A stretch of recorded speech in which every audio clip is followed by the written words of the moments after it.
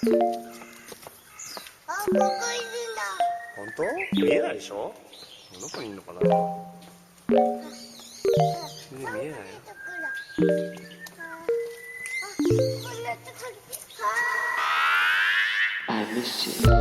What's good, Internet? It's Monday, June 22nd, and you are listening to Waypoint Radio, episode 323. I'm your host, Austin Walker. We got a full house today. I'm joined by Gita Jackson. Yo, what up? Ricardo Contreras. Hey. And Rob Zachney. It's way too hot. Yeah. It's way too hot. It's way too hot. And it's breaching 9 today. It's so humid. It's so humid. This is the one thing I hate the most about New York summers is the humidity. It's just oppressive. It's just bafflingly, impossibly bad. We're approaching just dangerous levels of like rotting garbage smell outside, and it's only June. Like only usually June. It's not this bad until August. Yeah. I'm again so glad I got this air conditioner installed for the first time in my life in New York, which is ridiculous, but I'm going to get through it. Gita, I understand that you are moving into a much cooler apartment soon. Oh my That's god! good. Not only is it cooler, but it has air conditioning. like central air?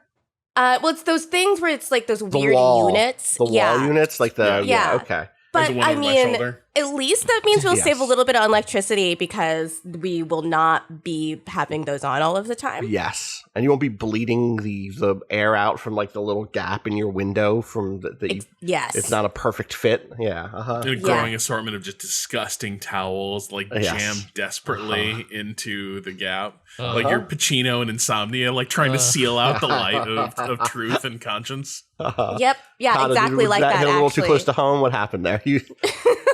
Just stuff like newspaper in the gaps, but then removed it once, and it was not the amount of dead bugs. And, it was a bad scene. Yeah. Yeah. Let's gross. just leave it at that. Yeah. The summer is bad, and the sun should feel bad. You know, I love the summer, actually. I was born in California. I feel like very much like a person who is meant to be outside in warm weather. But I gotta say, 75 degrees is like the maximum anyone should ever feel. See, I can get to 80. I can get to 85 if it's dry. I mean, this is the thing, Yeah, right? It's true. like, Pre-industrial Right. summers must have ruled. Oh my God, yeah, right? sure, Must have been totally, great. absolutely. Unfortunately, we are living in post-industrial summers, and soon there will be more of those than anything else. See, Rob, we've inherited a ruined Earth, so we're just stuck with this. God. And speaking of ruined Earths, video games. Waka waka! Again and again, these video games we're playing are about what if the Earth was worse than it is now, and they struggle to keep up. It's amazing how they keep finding ways that the Earth could be worse. God. I was just a brief aside, I promise. I was reading this dumb comic because I was trying to figure out if comics are good. It turns out a lot of them are still bad. It's called Undiscovered Country, and it's got a great concept, which is that the United States has just completely sealed itself off for 30 years, and the entire world has to develop on its own without our GDP or our national debt to bolster their economies. And then there's a message that releases, and people come to visit Earth for the first time. And in the hands of like a good writer, that would be like a good thing. That would be like an interesting concept to explore. In the hands of bad writers, they created like a virus called the Sky Virus that's makes people bleed blue from their eyes, and the UN is like crop dusting with poison to kill all the sick people, and it's just like there's an actual real pandemic happening right now. You didn't have to make up a virus that gives you the twists, you know? God. I just wish people be less goofy. So Anyway, you can see it as America goes galt. yeah, America goes galt. Unfortunately. Comic The book twist writers, then dude. the world's actually way better, and like things are fine, and everyone's like, oh, thank God. Yeah, pretty much. Like the world is going okay except for this pandemic, it turns out, in this universe. And the only reason America comes up at all is because the Americans claim that they have a cure. Of course we do. God. Anyway, don't read it. It's not that good. Bodied. God. Let's start with like I guess the biggest thing in the room, which is we haven't talked about Last of Us since we did this. I almost said spoiler cast, which couldn't be the furthest thing from the truth. Yeah. because the embargo meant that we, in fact, could not talk about specific details. Cado, I know you were playing Last of Us 2. Yeah. I'm going to talk about Ruined Earths. I have not. I finally firmly came down on the side of like, I don't need to play this thing. I don't need to. It's fine. I can move on. Very similar in some ways to the when Uncharted 4 came out, and I was like, no one needs to fucking hear me complain about that game for an hour, because you know that's what it's going to be. I'll play it for 30 hours. I'll complain about it on here for an hour. No one will be bettered by it. And also now the difference is when Uncharted 4 came out, I was just like, I don't know that I like these. And now I'm like, I don't know if I like these. And also, here are some really frustrating reports and allegations about 100-hour work weeks and the dismissal of sexual harassment claims. And so, like, it's been, for me, the scale has been pushed all the way to, I don't need to engage with this fucking thing. But Cado, I am curious how you are finding your time with it. If you found that it's worthwhile yet, or just where you're at with it. So I'm still pretty early. I think like 9 hours in. And so far things are all right. You know, I'm waiting for that turn to happen where I hear that, you know, things kind of go sideways a bit, and then it just stays dour for the rest of the time. But for right now, it's you know, it's an interesting follow up to The Last of Us, and I'm actually kind of trying my best to play it without killing anyone that I don't kill into cutscenes. Except for the zombies. The zombies, there are definitely moments where you're like forced to kill zombies, but like if any encounter comes up where I'm sneaking around humans, I'm trying to get out. And so far, like, it's possible in every encounter I've had with other humans. I'm very curious if that will change some of the thematic not change, because it won't change the cutscenes, but make the thematic content of like, look at what revenge makes you do any different, you know? Right. Yeah, I'm curious, and I've actually run into one or two times where going non-violently has changed, or at least seemingly changed something. Like there's like there was actually one or two zombie rooms where I also snuck past. Like I'm playing on hard just to make it kind of like a little bit more challenging to get through those rooms anyways. But I got out of a zombie room, and the door at the end was partially barricaded. And what happened at that moment was I had to have Ellie push through the door, and Dina actually took up like a defensive stance because we knew the noise was going to attract the zombies that were in that room I had just snuck through. Right. And then we had to like barricade it on the other side. And I wondered like whether or not if I had just cleared that room, like that doesn't happen at that point, right? So it seems like they've kind of at least partially accounted for trying to make it through with like getting as few kills as possible. But I'm not sure whether or not. I don't think it's gonna make any large difference in the narrative, probably. But so far, I'm enjoying it because it's still nice. You know, it's like still mostly like about Ellie and Dina right where I am right now, and those moments are good, and interesting interpersonal like story stuff is happening there. I love playing the guitar. It's silly, but it's a good time to sit down and just like strum wildly at a guitar for a bit for no reason. It's fun.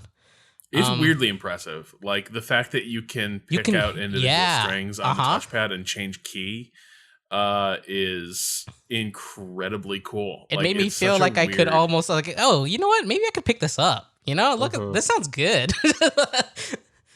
Just fucking around with it, but yeah. Cool. It's been okay. I feel like I'm about to hit serious shit.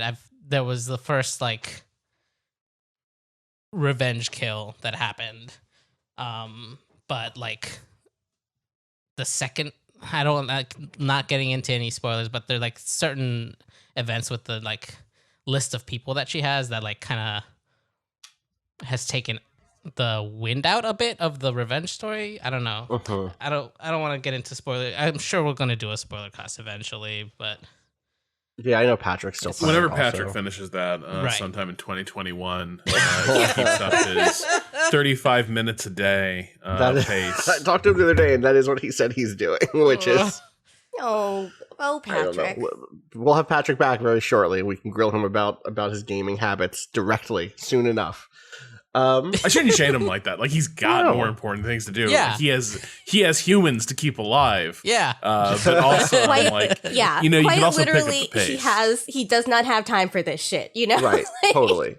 Patrick's Also, too old for this shit. I'll be honest, it's not that, like, if I'm looking at my recent Steam library, my own put 35 minutes in a thing per day and then not ever make any real progress, like, this is extremely pot calling the kettle black. It's just that instead of putting 35 minutes into a single game over the course of a week and eventually getting, you know, to the end of that week and having a few good hours in it, I played 12 different Steam demos as part of that summer demo thing. And put, you know, between 30 minutes and an hour into each, and even in some cases where there was more demo, I didn't commit to continuing to play because nothing was filling the void in my heart, is if I'm being 100% honest. Let's slow down and talk about some of the demos I played before we talk about what I really fucked up and thought I could fill the void in my heart with. Rob, I know you played also some Iron Harvest.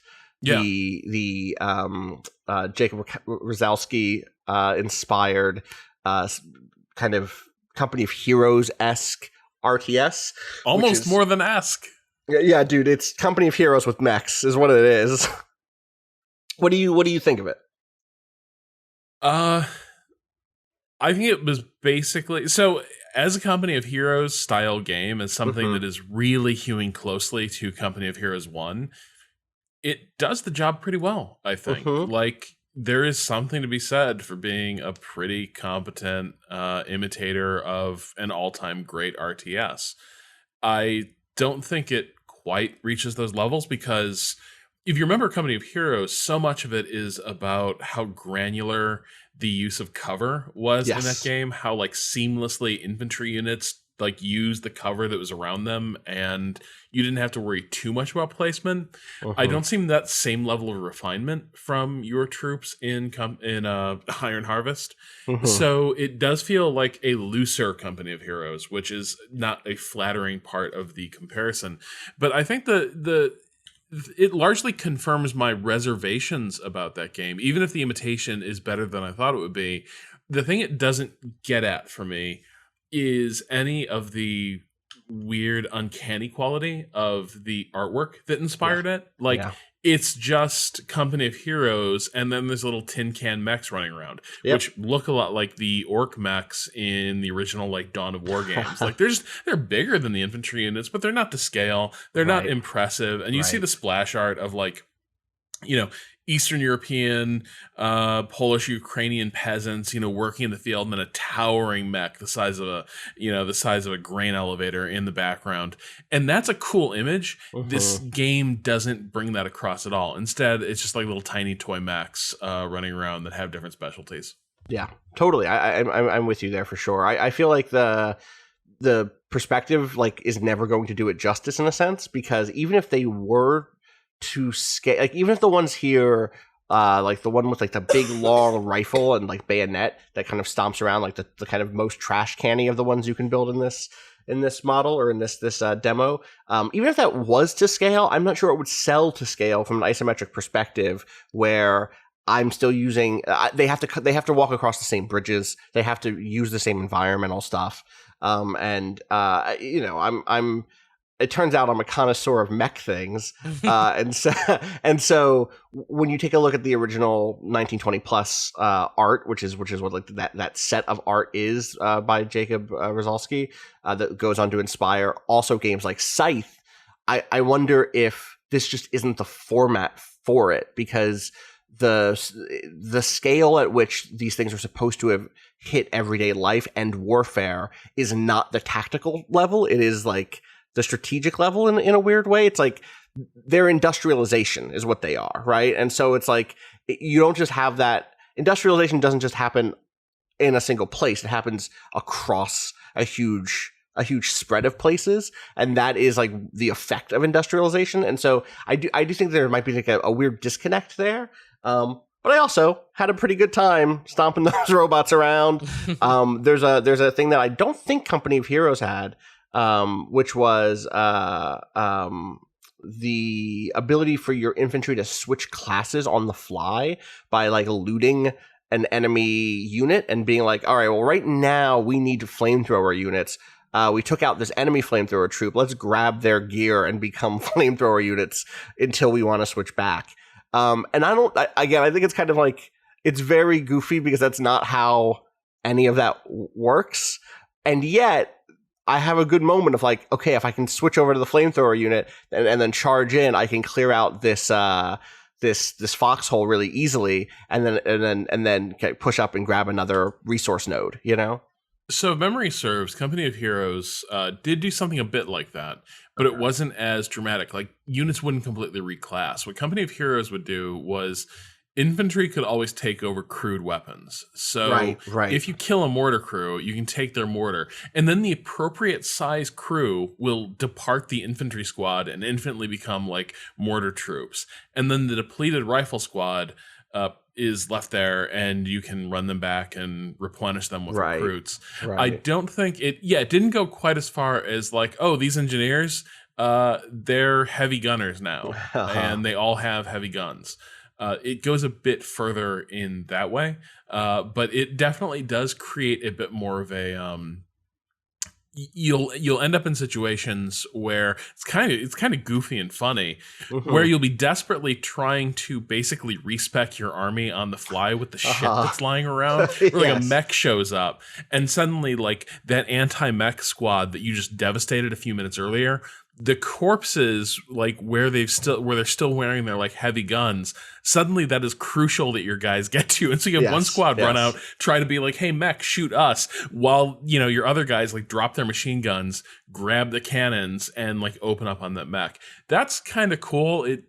It's also very like yakety sax at times, in a fun and good way. Yeah. This makes me think of actually another thing that I almost wasn't going to talk about this week, but let me shout it out at least.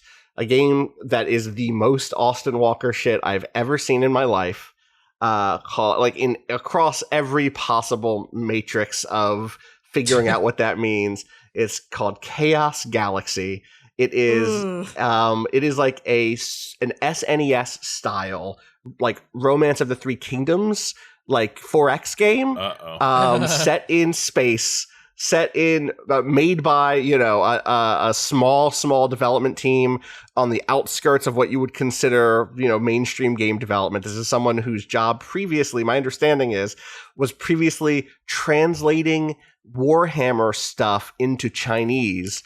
They're from China, the creator, and it is really good looking pixel art, space 4X, like mechs and giant spaceships doing battles in asteroid fields, while you work your way through a tech tree and expand across a galactic map and factions interact. And yes, it is very much Romance of the Three Kingdoms in the sense that like the faction I was playing as was loyal to the Empire, and then literally, oh my god. So the way the game works is you basically have you pick a faction. Your faction has standing with a bunch of different factions. There's like 14 spread across this map of the galaxy, and the map of the galaxy is just a bunch of dots in front of a JPEG of a galaxy because video games. And you kind of have a goal for every faction. Every faction kind of starts with like a key rival. And I was playing as, I believe, the North Sky Fleet, who are loyal to like the Space Empire. And the premise of the game is there was a Space Empire.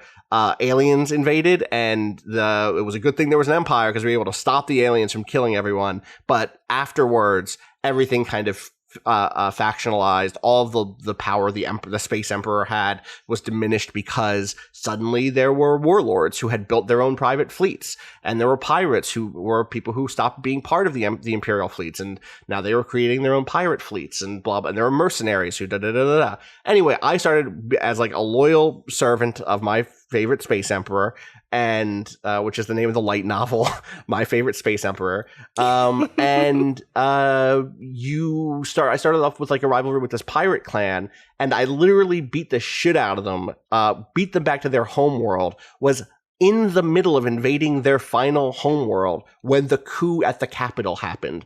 The emperor, I think the emperor dies maybe, and then it splits into two bickering factions. The one of which that I sided with immediately made peace with all of the pirate clans because they didn't want to fight a war with two fronts. And like, I'm on their home turf, dog. Like, give me another month. This war is over. I can't believe you've done this. And that is a good feeling for me, Austin. Like that, I love that feeling. And so when you're giving me that feeling, and also you've given me kind of a fun Super Nintendo style 4X game, shout outs, you know, I think it's like a $20 game, not even, it's a $15 game. So it's worth your attention if what you like is that style of SNES era console 4X game, which the thing that made me realize, and this comes back to Iron Harvest, is I do kind of like one of the things about those simple strategy games, is that there's no shipbuilding. There's not a lot of like fiddly parts. That doesn't mean there's not differentiation with the characters and the units. There was a character that I had. There's like a mech unit type called, I forget the exact name. I want to say it was, I can't think it up. I can't think of, oh, you know what it is? It's whatever the Chinese name is for the auto crossbows of ancient China that like were a part of like the repeating crossbow, because it's basically, what if there was a giant, it's called the Chokonu, which is a type of repeating crossbow from the Warring States period, except now, because this is space, it's a repeating giant beam cannon. And God. The game did something really cool, which is like, it gave me one of those units under the command of one of my commanders, and I was nowhere near being able to build a second one in the tech tree. And it had one of my favorite tactics abilities, which is when it gets a kill, it gets to move again. And so you get this incredible thing where you're setting up like, all right, I'm going to try to weaken the enemy fleet, and then like checkerboard king hop my way across the map, killing one unit and then another, and then getting a synergy between that and my commander's ability, which made their attack stronger. But if that thing goes, I'm done. Like, this is my war engine. This is my Gundam. This is it. If this thing fucking dies, I do not win the war, because I'm just not good enough at the regular tactics. I only have this one super unit. And I have to put it in risk in harm's way, because it has to get pretty close to do its damage. And so shout out to Chaos Galaxy for giving me that little respite of fun throwback retro 4X tactics. It's $15. It's worth checking out. What didn't give me respite were some of the other demos I played, because they are so cool that I couldn't keep playing them. Have you all seen Paradise Killer? No, I haven't heard of that, no. All right, I'm going to link you Paradise Killer. Paradise Killer, like... the gritty reboot of Paradise Lost. God. I Well, was going to say the gritty reboot of Paradise Kiss. God. This game has the most... You ever play something that's just immediately like, oh, I'm committed to my shit. I'm 100% committed to my shit, and you're going to have to fucking deal with it. You're going to have to deal with what the fuck we are talking about. So like, I have a screen here that I took of, it looks like a dead cool, what if the Pope had to go to the Met Ball? Oh my God. And it says, an investigation of the heart of madness begins. Lady Love dies, must find the facts and assemble the truth. The road to her truth will be a long one. The journey will be hard. The light of her truth glows dimly, but with facts it will shine bright. Who killed the council? Last night the council was murdered as they birthed the next island through meditation. Was it a power play or killing for kicks? Who did it and why? And the person who is dead here is named, I have to find their name because I remember their name being incredible. Please find their name. Oh, I'm on it.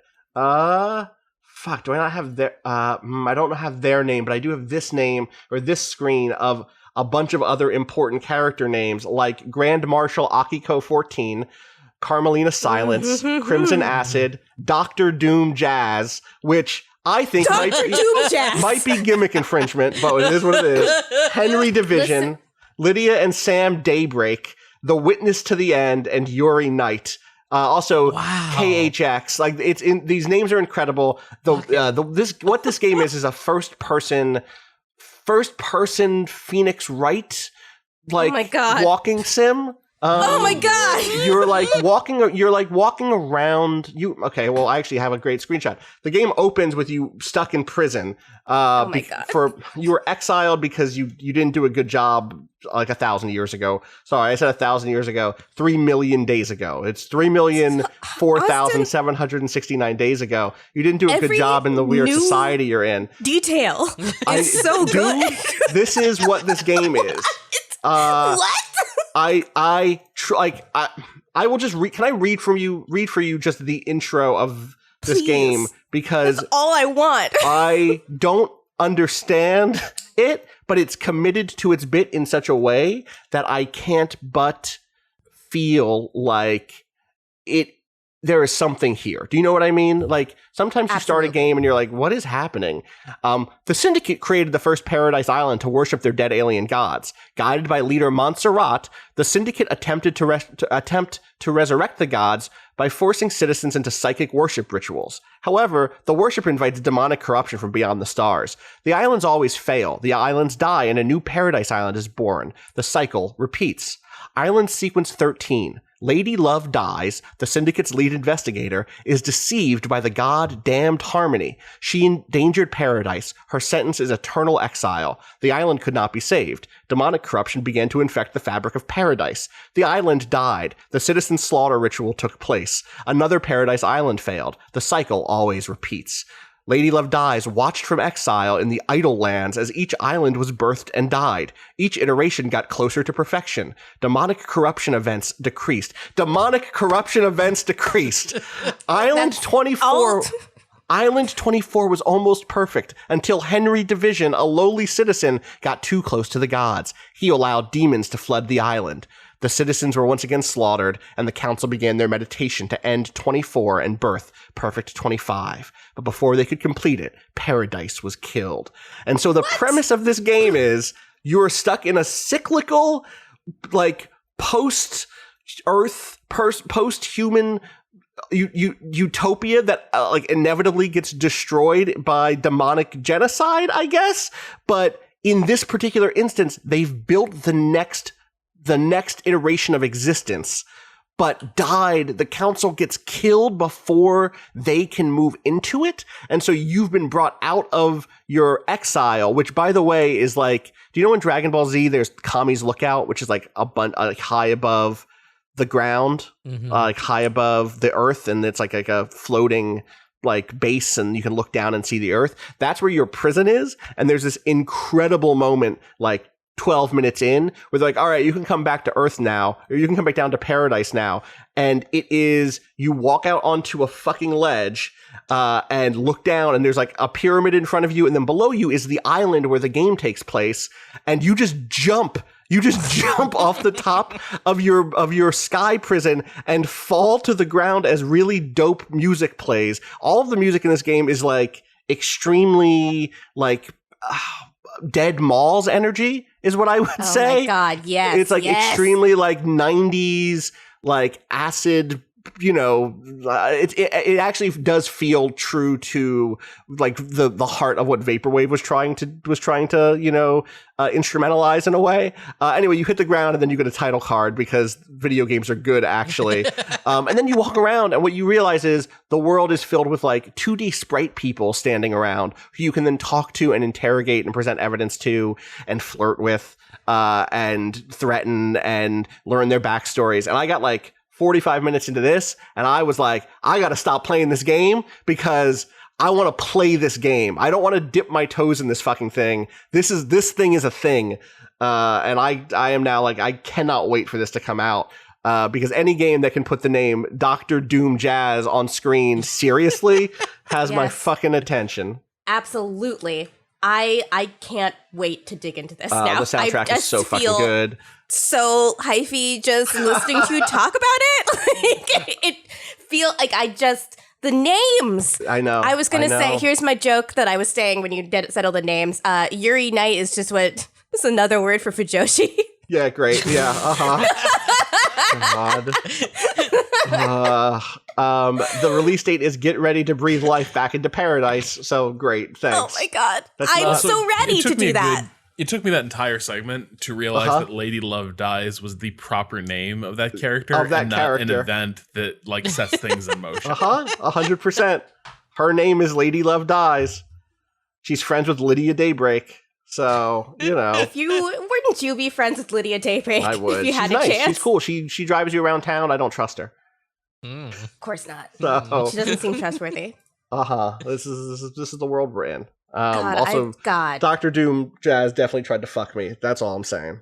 Listen. He was way into me. Oh, that doesn't make you special. Dr. Doom just tries to fuck everyone. Well, you say that without me even telling you about his yacht. Oh yeah, that guy is definitely fucking everybody. Oh, no. Oh my Your god. homie has a yacht. Homie has a He's yacht. fucking a He's lot. fucking That's how that everybody. saying That's goes. how that. You're right. That is how the saying goes. God. So that was one of the standouts from this demo thing for me for sure. I guess I shouted out two other things. One is the opposite thing, which is I played through the demo and almost wish I hadn't. Which is the demo that you talked about after the Game Devs of Color event, Cado, She Dreams Elsewhere. Oh, yeah. Which is like a lo-fi 2D JRPG inspired, very black, like really, really good to play a game filled with black people that is set in, or that is built in this kind of like JRPG, lo-fi. Undertale is clearly a thing you could touchstone here. Mm-hmm. Obviously Earthbound, obviously like that subset of the JRPG. But also, like, I don't want to play this intro again. I want to just play the rest of this game when it comes out. And I'm worried that I won't push through the intro again when it drops. You know, I almost wish maybe they'll have a thing that's like skip the intro and just give me a save file for when the bulk of the game kicks off. But that game is really dope. It has like a really sharp black and white aesthetic with this like dash of color that is really, really striking. And then the other one that is like the least aesthetic thing I've ever seen in my life is a game called Space Crew that has a demo. And I think most of these demos are still up for the remainder of today. So if you're hearing this tonight, you could grab some of these and check them out. Space Crew is by the team that put out a game a few years ago called Bomber Crew, I want to say. And it's like an FTL. It's like an FTL with really doofy looking characters, and a little bit more complexity in terms of like what's happening at each station on board your ship. But I had a really good time flying the ship around, running missions, being attacked by space pirates, and so that's Nice. put that one on the wish list. Is what I did. The Summer Games That sounds Festival nice. ends today, June 22nd at 10 a.m. PDT. So So sorry, all these Sorry. are already gone. Well, They're already who knows? gone. Maybe some of these demos will stick around. Right. I know some of these things are demos that were just out already, or you could probably find them on itch or wherever else. You know. yeah. So does anyone else dip into this stuff at all? These demos? Nope. Sorry. No, you're fine. Yeah, I You're totally good. It was missed worth. that this was happening. I totally. Again, it's one of those things that was very much like I have a need in my heart. I need to fill this thing called emptiness with a video game so badly, which is why I. Okay, so Oh no. Oh, boy. here's the thing. Hmm. I badly am in a place where I want to play an open world RPG. Like there is a certain moment in your life where what you need to do is throw yourself into like a big space and explore it. I think being stuck inside from COVID has really, this is already a thing I love. You know this about me. But especially in a world where I don't get to go places, I'm really in the space for that. I liked Xenoblade, but it just wasn't quite enough for me. The thing that I want is like, what I said to a friend was like, I simply want a beautiful, immersive, open world fantasy game with great progression and a focus on world building more than moment to moment story. And Xenoblade has, I'd say, most of that, but I don't necessarily love how the combat felt in the first like 12 hours. I wanted a little bit more. And so I went through my list. Of games, and I thought maybe I should give Greedfall a second chance. I guess after playing the Order, I thought, you know what? Let me just go back through all the other colonialist games and just see, where some imperialist noble learns slowly that maybe their empire isn't good. Let me just dip back into Greedfall. I'd put a few hours into Greedfall previously. It's like 5 hours. I doubled that time. God, this was literally me like a month ago. Like I think to the exact same like timestamp. That's so funny. So I start that game up. I replayed the tutorial because I remember the combat's kind of interesting. It has some peculiarities rather. For people who don't remember, this is a game by the development team Spiders, which had previously done a bunch of games. They're always like very ambitious, but not necessarily successful. Of Orcs and Men, the Technomancer, Mars Warlogs, which I think that's right, Mars Warlogs. And Greedfall was their attempt at taking their previously fairly linear stuff and opening it up and playing off of some of the kind of BioWare thirst in the air. People have not had a Dragon Age game in a while. The UI of this game is like ripped out of Dragon Age Inquisition. The crafting customization stuff is ripped out of Dragon Age Inquisition. There's interesting party characters and blah blah blah blah blah. Like that's like the thing it is. You're walking around the world, you're getting into fights, you're solving quests, etc. So I boot back in, and the first thing that happens is I get into a bunch of fights, and I'm like, wow, you know what? This combat is actually pretty good. The like feeling of dodging around and having a sword and a gun and maybe some magic like is totally more than serviceable. There's like a pretty good parrying system. There's some good abilities, etc. And then I started to notice the thing that a good RPG hides, RPGs have come to address this differently. There was a time when the thing I'm about to say was true, I think, of a lot of RPGs, but less so now, which is you get to a new location. Your map is blank. You see some question marks, which indicate places of interest.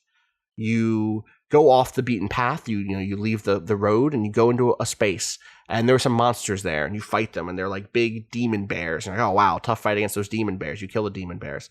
Then you use a bomb to open up a passageway you can walk through, or maybe you've invested in jumping, and so you can jump across a gap. And you end up finding your way to a big open space where there's like a tree, and underneath the tree is like a bunch of like bedding and stools, and maybe some like a campfire or two, and the soup is on, and there's no one around. There's no one anywhere. I go, okay, weird. Okay. And you step forward and you go into you go back to the path and you walk forward a little bit and you pass through a camp. And when you're in the camp, you see that there is an infirmary. You go in the infirmary and there's nothing you can do in the infirmary. There's no one to talk to. There's people who are sick, but you can't loot anything. There's no notes to read. There's no narrative beats. You walk past a mine. You can go into the mine, and in the mine you find a dead end. And at the dead end, there's a thing that says you find a broken cog that could open a gate if only it was fixed. And you explore the rest of the mine. You find the fixed cog. You find a new cog to fit into the gate, but you can't do anything there yet because you don't have the quest. And you don't have the quest for the infirmary. You don't have the quest for the campsite yet. And so you go back to the main path and you walk forward, and eventually you get to the city. And you get to the city, and the city goes, oh, I got some stuff for you to do. And it sends you back into all the places you just were, where suddenly all the demon bears are back. And also, because the game is the game it is, the rebellious tribes are back. And this is like the other side of this game's coin is not only is it a too empty open world that only kind of becomes saturated with content after you've gotten the quest, instead of the thing that most modern RPGs do, which is like the stuff is there, you go there, you kill the bear, you meet the rebel leader, and then when you eventually get to where you're supposed to get the quest, your character goes like, oh yeah, I dealt with that, and that like allows you to not feel like you're wasting your fucking time. The other side of that coin is when you finally get to the city and you meet the leader of the city goes, yeah, we've been having some trouble with some savages. Because the Greedfall is Greedfall. And your character goes like, well, what seems to be the problem, sir? Because you don't get to choose anything. This isn't the game where there will be a point in the story where you decide whether you make peace or crush these people. But at the point at which you receive the quest, the leader of this invading faction says, yeah, these savages keep destroying our convoys. And guess what? Your merchants are in these convoys too. So now this is your problem.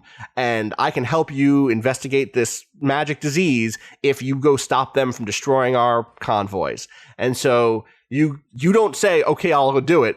That just happens. You know, again, this is not, the ways in which this is not a BioWare game is many of the conversations are just completely pre-written, and there is no space for deviation in the moment-to-moment conversation. It's not, I think a lot about Kentucky Route Zero giving you lots of dialogue options that don't necessarily change the path or course of that game, but do allow you to express who your character is. And this game has no interest in doing that. And I think largely because it's expensive to do that. And Spiders just isn't making that game. They don't have money to make the game where they have voice acting for 3 variations of every line in every conversation. And also, frankly, I don't know that it makes it is there something more honest about the fact that what I'm basically doing is hearing someone say, can you go kill these savages for me? And my character goes, yeah. I'm on it, chief. Instead of me saying like, now wait a second, don't say savages. But yes, I'm on it. Exactly. Don't say savages, but yes, yeah. I think you mean indigenous people. But anyway, how many do you need crossed off? Right, exactly. Neoliberalism in the game. And then you fucking go and you kill your way to the chief. It's the same thing that happened in the Order. You kill your way to the fucking head of this rebellion by you charge through dozens of this person's these people, his soldiers, and you get there and he's like, all right, I'm listening. Motherfucker, why are you listening? I just killed your boy. Don't listen to me. Don't make deals with me. I was you can see the hill where I killed 3 of your guys from here. Stop eating that soup. God. Yell at me. No. Instead, what he's going to do is tell me he'll stop killing my people because his real problem is with the city that I was given this mission from and blah, blah, blah, blah, blah. And it's just exhausting. And like, I was so ready to have a problematic fave. I was so ready to be like, it's not good at this, and this, but wow, it's really a pretty game. Wow, the skyboxes are good, the combat's good. Let me just have this for me I know it's bad. Sometimes it's bad. I'll get the double hamburger. I fucking know it's bad. I know it's caught up in an industry that is like actually bad for the earth. I know Greedfall is bad. Let me have it. No, Greedfall says you cannot have me. I will be so bad as to repulse you, as to like push you away. And that was like not where I thought I would be. Rob, you said a month ago you fell in the same trap. Yeah, so first of all, the thing is, this game opens deceptively strong. Yes, like 100%. The entire vibe of sort of the set, like pseudo Renaissance Italy city you're in, and it's just a city on the brink, right? Like like empire is the only path forward for these people that they can imagine, because everything is fucked. And so they are colonialists, partly out of avarice and also partly out of just pure desperation. And it's cool. And so you go there to help your Prince Hal-like buddy take command of this colony. And of course you get there and immediately things start to get complicated. The other colonial powers are also jockeying for position. And that stage is set really, really well. And you think this could be really cool. I see all the pitfalls that are in this story. I can see the blind spots, but also they have really nice capes. They have really nice capes. The fashion is... It turns out the fascist fashion continues to fucking whip, unfortunately. Yeah, oh wait, this game gives me flintlocks and capes? And capes. Yeah. But for me, so I went back, I didn't replay the intro, I just sort of forged ahead, like forced myself to remember the controls. I was going to be 100% clear. I didn't start a new game. I did then load back into my main save, so yeah. Yeah. But then once I'd sort of internalized the combat, a couple things started to jump out at me, which was that the systems are interesting, but the combat is not. Like, I had gone fully into, I am going to use firearms extensively and traps. And so my entire, like, scheme for combat was basically just to do a fighting retreat through every single encounter. Right. And it worked like a charm. Like everything would just run into a trap, blow itself up. I would kill it. My companions would wipe everyone else out and we'd mop up. It was easy. And so immediately, this is a game with a fair amount of combat. Yeah. And yeah, it's like decent systems design for the combat, but the enemy design behavior doesn't force any interesting play with those systems. Mm-hmm. And so everything becomes very what we say, what we mean when we talk about like bad MMO combat. This game turns into that, where it's just like, I'm going to stand here and repeat this attack until everything's dead. Mm-hmm. But yeah, where it truly lost me is it paints with such a broad brush, and it doesn't have anywhere near the complexity I think it needs to make its sort of protestations that it is a game about the complications and contradictions and criminality of Empire. It is trying to be that game, but it also doesn't really have the wherewithal to make that case for itself. It doesn't. It can't paint a complicated enough world with complicated enough motivations to sell me on any of it being good. And the two moments where it started to really lose me is so there's a native leader you meet fairly early on who nobody likes. Like basically everyone else, like he's basically like chief bitch motherfucker is how everyone treats this guy. And because it turns out he is the leader of the faction that's like, we just want to trade with the Imperial powers. And he right away is like personified as the most unctuous and like just visibly oily character that you encounter. And it's all like, oh, I just want to trade. Yes. I just want to forge bonds with all.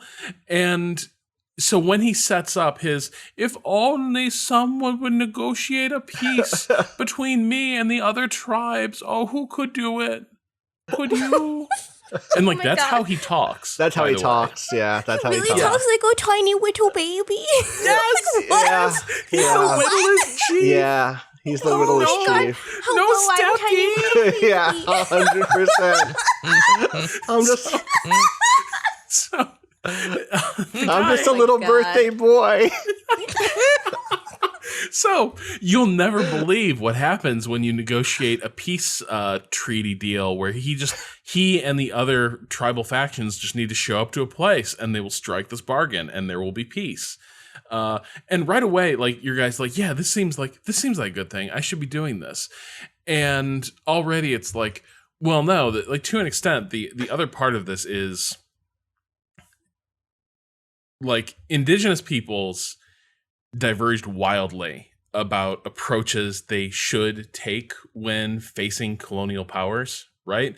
And there are a lot of tragedies of collective action, but there's also just the tragic fact of there weren't a lot of good cards to play for indigenous peoples facing down the arrival of empires.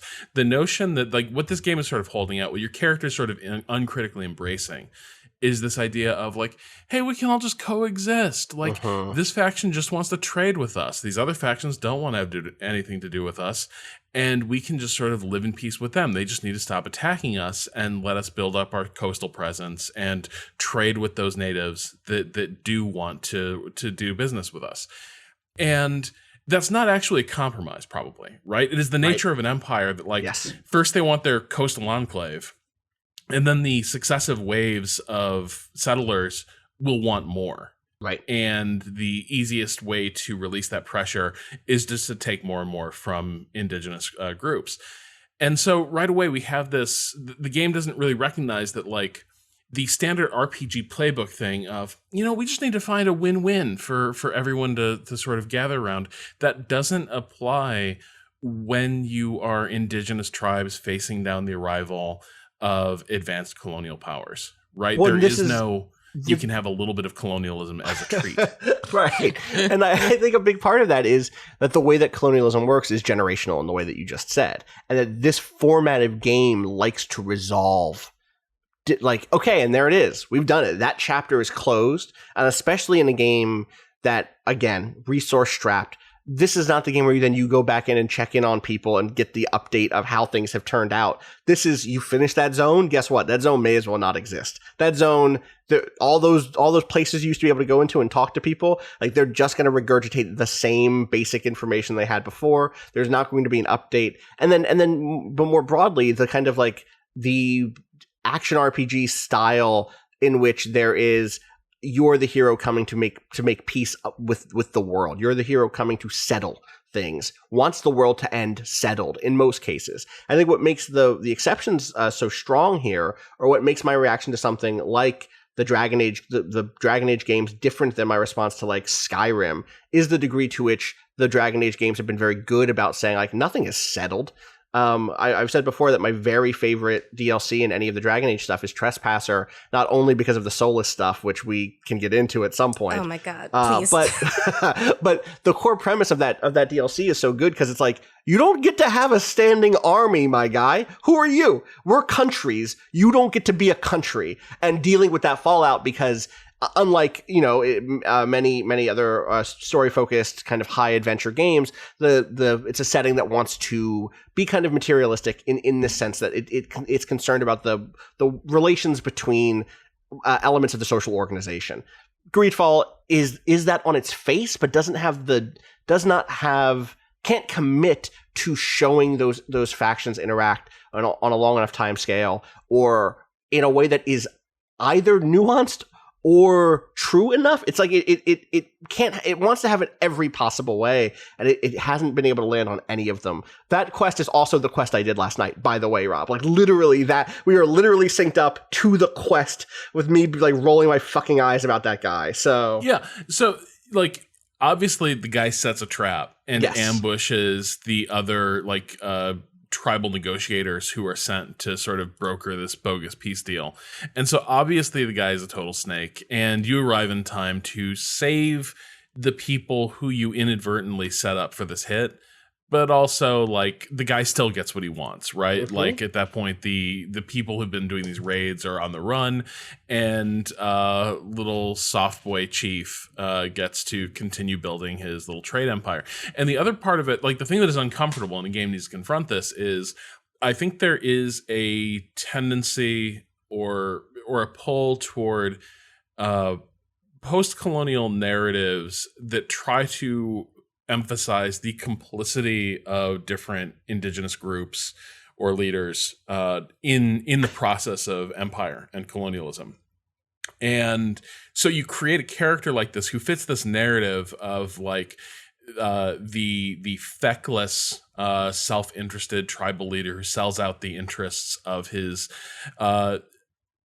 broader people, right? Of the of the collective groups of tribes that he's a part of in favor of his like smaller clan.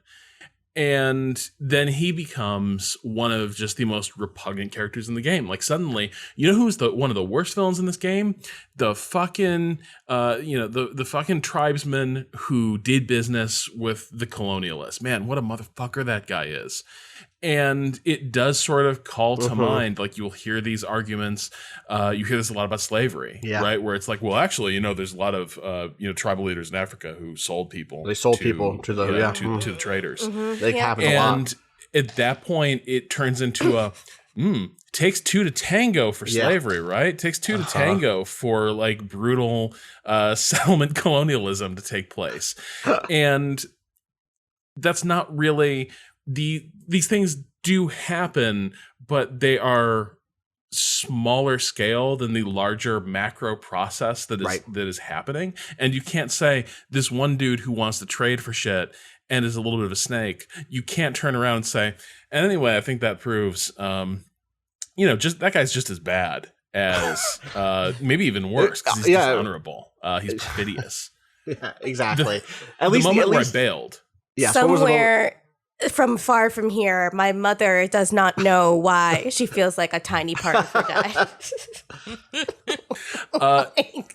So where I bailed out, Austin, I got a little farther. I got to whatever is the French faction, basically. The one that has Cardinal Richelieu burning people in the town square. Yeah. So you get to their capital on the new continent, and you walk into an execution scene that's really straight out of The Witcher 3 too, right? Like it's a big town square. Someone's going to be lit on fire. And it's pretty horrifying because actually what they're doing is they're burning a like almost like treant familiar of this like native shaman. And so to get him to talk, they're basically torturing this big, beautiful tree creature. It's horrific. But also, in case you don't know the guy's bad enough yet, and the fact that he's got the total Richelieu haircut and grooming, he then like strangles the guy to death in front of you, and then like tries to do the same to you, right? Like he basically is like, "Hey, I'm the Inquisitor, and I'm the Inquisition your ass." And at that point, I was like, "There's just too much going on here." You know what I mean? It's too many broad strokes, and they're all kind of dumb. And I don't think like I know where this is going. I don't need to follow this. I don't need to go. I don't need to go down this road because there's nothing interesting waiting for me. Clearly. Well, and I think again, so much of this for me comes back to the inability to. There is. We joked earlier about how having those dialogue options don't really mean much when the end goal is going to be you take the quest anyway, right? And the ideal is for me to just fill this game with quests that I'm actually just interested in, regardless of what dialogue options are or aren't available. But absent that, being able to at least let me color what my experience is, it turns out matters a lot in these games. It matters a lot to me that I can, punch back at Solus in Dragon Age Inquisition, even if the big plot beats around him are going to be the same from top to bottom, right? It matters a lot that I can handle stuff differently. Yeah, go ahead. I always feel like I need to have as a player some way to express my displeasure in this moment, I need to have that be registered as part of this character if that's something I'm strongly feeling. I can't have them just go along with things in a blasé ho-hum way. I think, especially Trespasser, you get so many different variations on that ending speech, which is like the same speech every time, but like the game really pays attention to how you treat Solus and whether or not you like or dislike him, whether or not you're picking the dialogue options that call him a racist. It makes sure to pay attention to what the character believes, rather not just the narrative beats that it wants to shove you through. Totally. Do you think there's a discomfort? I was just thinking about because I'm always thinking about hard-boiled detective fiction. I see. Is there an element of games are just afraid to have characters just do something for the money? Like, if you think about like hard-boiled detective stories, they constantly hate their clients. They're constantly taking jobs from rich people who they openly despise, right? And treat with just abject contempt. Like, in terms of, for the function of the story, the person has to take the job. But it is also clear that at no point does Marlowe sympathize with the shitbag he's working for, right? Like, and to his face, he will even like say that he'll basically even call out, what he sees as the real score here. And one of the fun things about these stories is also the rich people have no choice but to take it, right? Where they're just like, look, we need someone to do this job, so we're just gonna have to eat your shit.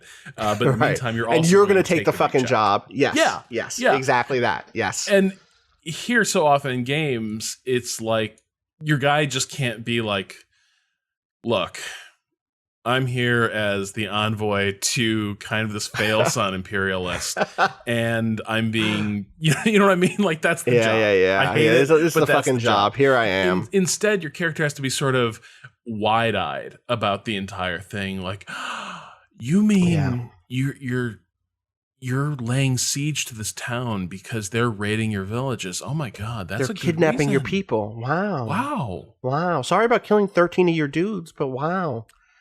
Yeah, no, 100%. If only you could say the wow sarcastic. Yeah, yes, if only. No, I think you're totally right. Like The Witcher does this. This is the difference, right? And I should have gone back to play The Witcher, except that I don't like The Witcher as much as I wish I liked The Witcher. But Geralt of Rivia has no problem being the character who's like, yeah, I need the fucking money. Yeah, I'll go yell at your werewolf boyfriend for you. Or whatever it is I do now. And that game has no problem just like, give me the gold. Yeah, give me more, actually. This is kind of annoying. It has extensive options to deny people empathy, right? 100%. People can tell sob stories to Geralt, and he can be like, yeah, I'm sure it really tore you up inside to like slaughter your family. My heart bleeds for you. And like the story might even be more affecting than that, but Geralt always has the option of being like, you know what? Heard it all before, buddy. Yeah, exactly. Tell it to the fucking silver sword, you werewolf motherfucker. That game. Can I quote a Heather review real quick? Please, always. Please. So I think she wrote something in her review of Greedfall that resonated as well, which is that basically trying to get at the fact that it is particularly hard for games to tell these colonial critique stories just because of the nature of how games present themselves to players. And she wrote, but video games are not beautiful facts in the way that mountains and clouds are. Games are layered. You don't behold them in their complete glory and make a broad decision that, wow, isn't that something special? Greedfall evokes the work of conquerors, of expansionists. Their awe and wonder came from a particular position, one which is imparted throughout Greedfall. This world was made for us, and thank God we finally arrived. Yeah. And I think that did kind of nail like what maybe one of the overriding factors was turning me off this game, which is that at every turn it is presenting you are the thing this world has been waiting for, right? Yes. Like at every turn you were not just a small actor who is arriving in the middle of this tragic historical process. At every turn it is, look at the wonders of this frontier. Boy, sure would be great to settle this, but obviously settling is bad. Like settler colonialism is bad, but like at the same time, but look at these vistas. Yeah. Mm-hmm. And then this is God's you country. can sort of dispense your justice. Not any other person's country, God's country. And so, isn't it kind of all of our country? No, you're right. And you then do get to dispense your justice. Like that is exactly it, right? And your justice is supposed to feel natural or naturalized in a sense. Yeah, no, anyway, this was my experiment with trying to go back to Greedfall. It was that, or this is serious, trying to play Assassin's Creed Unity, the French Revolution one. And I've been thinking about that. See, this is we're synced up. Well, this is and this leads to the thing where we're both vaguely excited. We're not excited. Ghost of Tsushima comes out in like a month, and I'm like, yeah, I'm ready. Fuck me up. That last trailer didn't do much for me, but fuck me up. The most depressed fuck me up I've ever heard. Fuck me up, fam. Just like, man, just fuck me up. Okay. Just give me, yeah, I'm gonna follow the wind to the next waypoint marker and do a quest. You'll deliver 4 pizzas for the price of 3? Okay. Exactly. 100%. Well, what am I gonna do? Say it's a 4th pizza? I'm going to say no to the 4th pizza? No. That pizza's going to get eaten. It might not get eaten tonight, but that's a deal. Baby, you got a stew going. I got a stew going. Exactly. God. All right, we should take a break and we come back talk about less depressing shit. We'll be right back.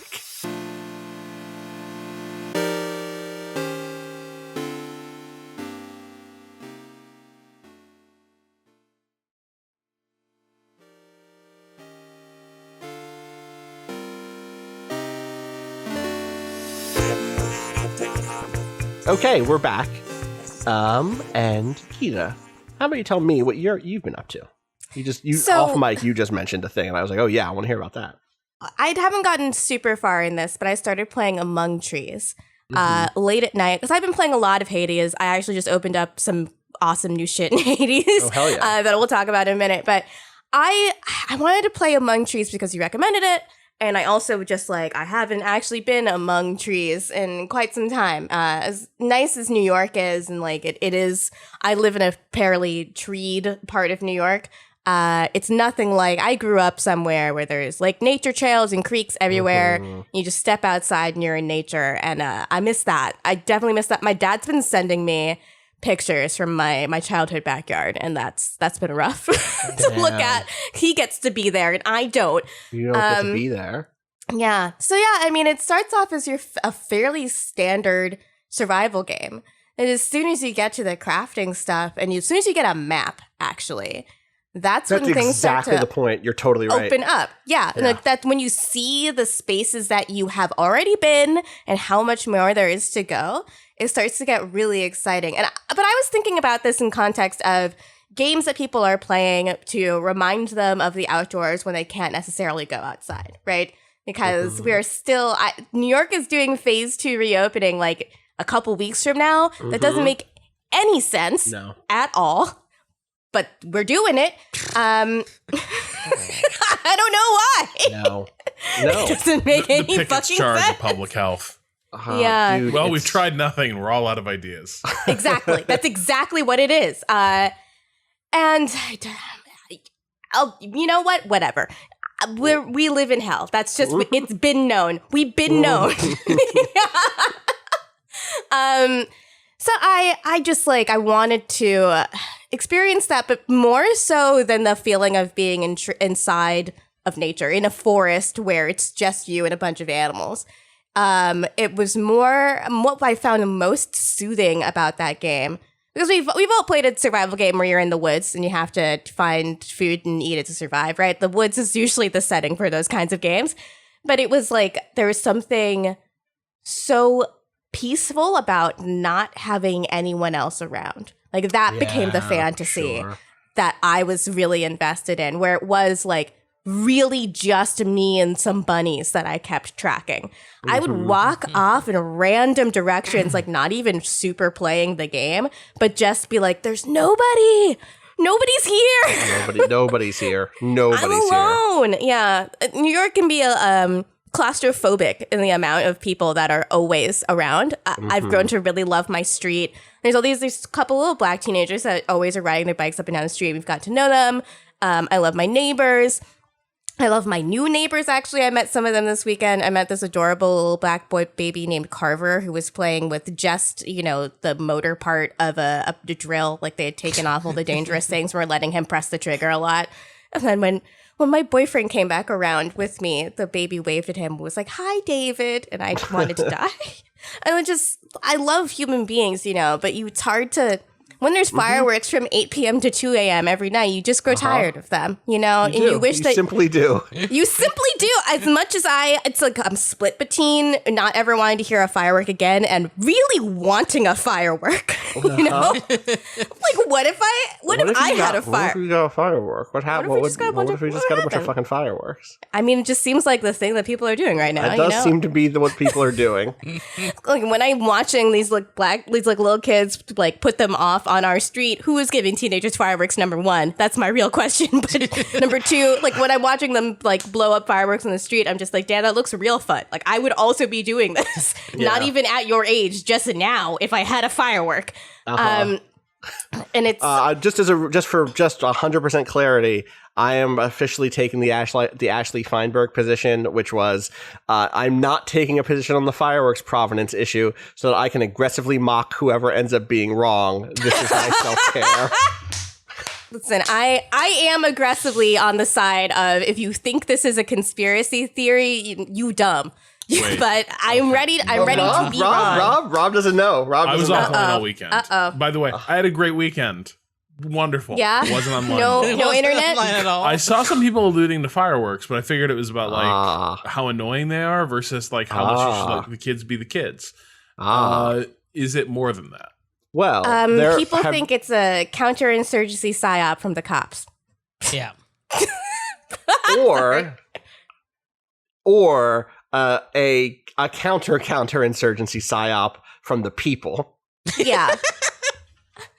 I mean, or fireworks are cheap this year because of COVID, and they've made their way into the hands of people through backdoor, I know a guy sales, and they're dirt cheap. And so why not buy a bunch of fucking fireworks and I'm bored and I'm going to set them off? You Okay, know, I feel like that's the most likely scenario, right? Like, nobody's going to be going to an actual 4th of July fireworks display this year, right? So there's like a bunch of Unfortunately, professional grade. I bet they bet they fucking will. I bet they fucking will. Yeah. But like, you know what I mean? Like, I feel like there's just a lot of professional grade fireworks that would otherwise be taking up inventory space, and those guys don't want to have to pay for the warehouse spacing in the off season, and so they're just selling them dirt cheap. It's so easy to get illegal fireworks in New York and the surrounding areas. You know, New Jersey's right there. I grew up in Indiana. Like a certain time of year, you just saw Illinois plates, like just filing over the border to like Black Cat warehouses and such. And it was the areas that people are reporting fireworks, like, there are areas, it is like Chicago, New York, the Bay Area, where I know that like the fireworks don't happen as frequently, but you have a lot of the same scenarios where there's a large Black population. Juneteenth just happened, and a holiday that is all about fireworks is about to happen. A lot of kids have not actually been able to socialize for a very long time, and they're bored as hell. And there's also like this increased like fuck it and find out energy, like fuck around and find out energy amongst the teens that I'm seeing, where they're just like, well, the world is super crazy. Here is the time for me to try doing something that would normally get me in big trouble with my parents. So just to me, it feels like it is the most likely scenario is that a lot of teenagers are just blowing off some steam. I understand, though, that people who have not heard fireworks to like this degree every day would be confused. But listen, it's just, I'm watching them. I'm watching the children set off fireworks on my street. It's not that complicated. Yeah, it seems like you've been taken in by COINTELPRO, I guess. Oh my God. Yeah, I'm a CIA now, right? so how much of this, like, people are bored, Rob. People are bored. Yeah, I just don't get. Is We're it that fucking much worse bored. than usual? Like It is. Absolutely. Absolutely. It is wild. Yeah. You need, like, if we. I've been on calls with people, and people are like, "Are you okay? What's going on?" I was on the phone with my mom, and I had to be like, "Those are just fireworks. Everything's Don't fine. worry about me. I'm fine." No, they will not stop. The thing that I find I funny. woke up one day and there was a loud, like, professional grade firework definitely being set off maybe 2 streets over at 9:30 a.m. I was just like, what are you doing? Okay, so here's my can't one even conspiracy see it. theory. Here we go. Okay. All right. Okay. I like my partner pointed this out, and I actually do kind of agree. The number of times we will see simultaneous, like, big fireworks deployments from a few blocks apart, does suggest people are like, well, if a bunch of us go at once, like, it's really hard for the cops to rush down that area. Like it does feel like the people, the fireworks enthusiasts of different blocks are maybe chatting with each other and figuring out like ways we can coordinate a better show. I will say, sometimes there's pretty good shows. Sometimes it's pretty good. Sometimes it's not a show, it's my entire night. Yeah. But Yeah. Yesterday, I could actually see some beautiful fireworks, like, from my window, and I found it really, really pleasant. You know, they were behind trees, but every once in a while, you'd see these sparks, these little glimmers, and it's just sort of like, oh, you remember why New York can sometimes, or city living can just sometimes be kind of magical. There's sort of random occurrences of things you see that feel very rare, but just happen fucking all the time in New York, honestly. My cat, Ella, hates fireworks, and she's been so cuddly because she gets so scared at night. And I love to have her near me, but it's been hard to get her to eat in the evenings now because she doesn't want to come out. So I have to sort of let the food out and just keep an eye on her and try to coax her over to it because she knows it's there, but she's anxious. Like, she can tell now. It's literally like 8 p.m. to 2 a.m. every night, just nonstop fireworks. And some of them are really close to my house and they freak her out. And little Ella cat needs some more hugs. And to be away from this, I think. yeah. To be among trees. Yes. I see. Segue. Wow. Yeah, this game becomes, it's like the aesthetic of a lot of like low poly indie games that I like. In a genre of game I normally wouldn't play, but there is something about the check. It managed to get the survival game stuff and the checklist game stuff exactly right, so that my brain does not immediately bounce off the idea of having to eat, drink, and sleep all the time. Fair. Yeah, like the eating and drinking, once you are faced with a crafting recipe book, essentially becomes just another part of your daily checklist of things. Yeah.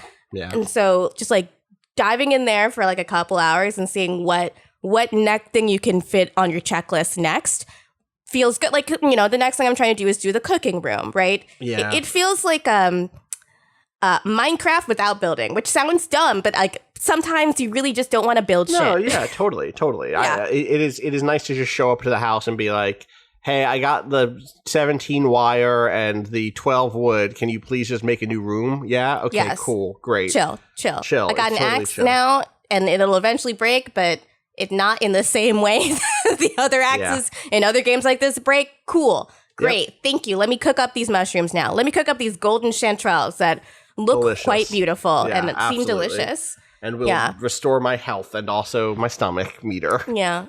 Just my tum-tum meter. Yeah. I'm into it. It's Yeah. it's like one of those things where like I'm not sure if it goes anywhere. Like I don't know. It's in early access, so like I don't know if in a year it's a wildly different game. If there's added layers that we're not seeing yet.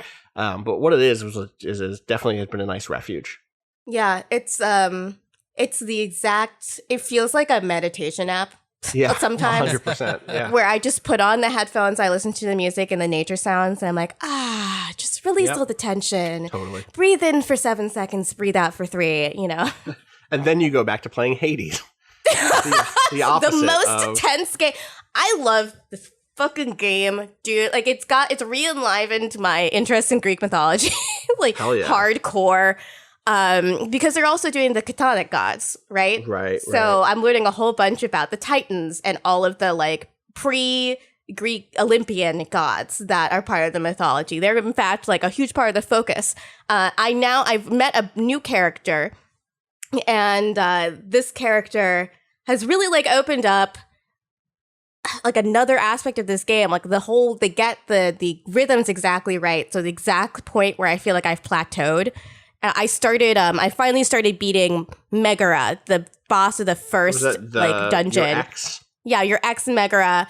She's been pretty pissed at me. I think by beating her, also there's now this subplot where Hades, your dad, is put her on a improvement plan, and it's implied that if you keep beating her, she's going to be fired. Which sucks, because I don't want her to be fired, but I need to escape Hades, okay? Like, sorry, girl, but I gotta go, I started being able to beat her regularly, beat her with weapons that I wasn't normally very good at. I beat her with the bow, which is just classically usually my worst possible weapon in any kind of game like this is a ranged only weapon. I'm very much a get in there.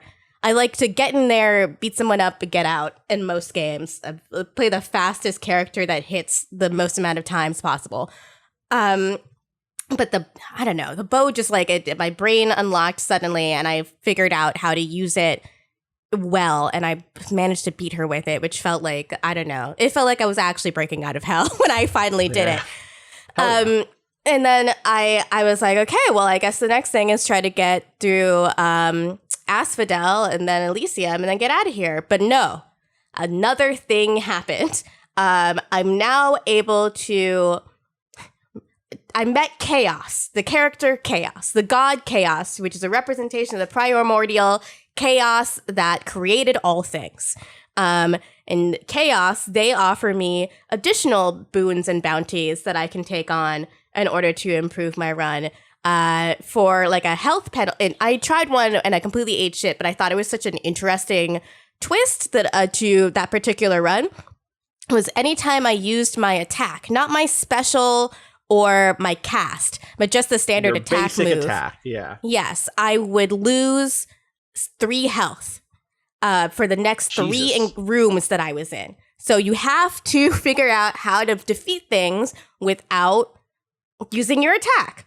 and it suddenly the What do game you becomes a get for whole this? different game. Wait, what's there? What's the trade-off? What's the thing you get? So if I manage to survive that, then my attack will be like stronger for the rest of the run. Oh, that's interesting.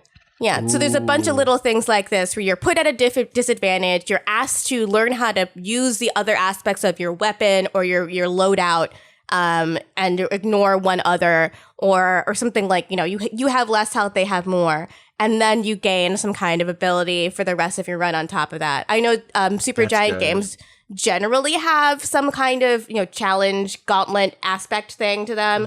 I know in Bastion you could have the Idols of the Gods, which would make things harder for a benefit.